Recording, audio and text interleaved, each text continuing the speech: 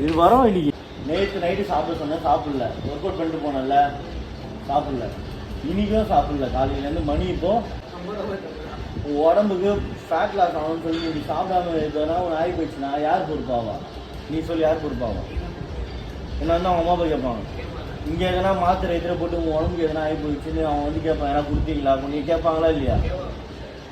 Wait லாஸ்னா ஆரோக்கியமான food சாப்பிட்டு weight loss பண்ண முடியும். இதுமாதிரி சாதம் ஒரு மாதமாக ஃபோட்டோ எடுக்க சொல்லி எனக்கு அனுப்ப சொல்லியிருக்கேன். அட்லீஸ்ட் ஃபோட்டோ எடுத்தால் அது எதையாவது காட்டுனா அதுவும் பண்ணுவேன். ஏன்னா சாப்பிட்றதே இல்லை. இதே நான் இவ்வளோ ஸ்ட்ரிக்டாக இல்லைன்னா இவங்க சாப்பிடாமே வெயிட் லாஸ் பண்ணிடுவாங்க. உடம்பு கிட்னி லிவர் எதுவுமே போயிடும். ஸ்ட்ரெஸ்ஸஸ் ஆன ஸ்போன் பவுன்ஸு எதுவுமே வேலை செய்யாமல் போயிடும். ஆமாம், எதுவுமே வேலை செய்யாமல் போயிடும். அப்புறம் எப்படி ஆரோக்கியமாக இருப்பேன்? நிறைய தூங்க இருக்கிற காலையில் நீங்கள் ஆரோக்கியமாக சாப்பிட்டு ஆரோக்கியமாக இருக்கிறது வெயிட்டில் இருக்கணும். புரியுதா? இது உங்கள் அம்மா அப்பாவுக்கு போகிற ஃபஸ்ட்டு போனேன். குழந்தைக்கு சாப்பிட கொடுக்காம அனுப்புறீங்கன்னு கேட்குறாரு காலையிலேருந்து.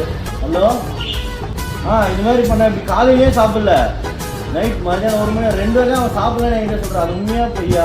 நைட் 3 தோசை சாப்பிட்டியாமே? சாப்பிட்டே இல்லையா? நானே சாப்பிடல. சாப்பிட்டே இல்லையா? சாப்பிடல. யாரடா நம்ப இருக்கு? உங்க அம்மா சாப்பிட்டேன்றாங்க. இந்த பேசு. உங்க அப்பா வந்து உங்க அம்மா கிட்ட போன் கொடுக்குறாரு. மணி 1 ஆகுது.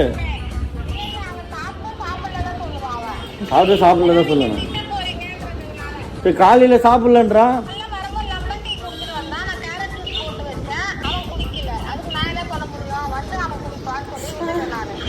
சரிம்மா, நான் பார்த்துக்கிறேன் அவனை. இவருக்கு லெமன் டீ போட்டு கேரட் ஜூஸ் போட்டு வச்சிருக்காங்க. இவர் குடிக்காம இங்கே வந்திருக்காரு. நைட்டு 3 தோசை சாப்பிட்ருக்காரு. இங்கே வந்து ஐசா சாப்பிடல.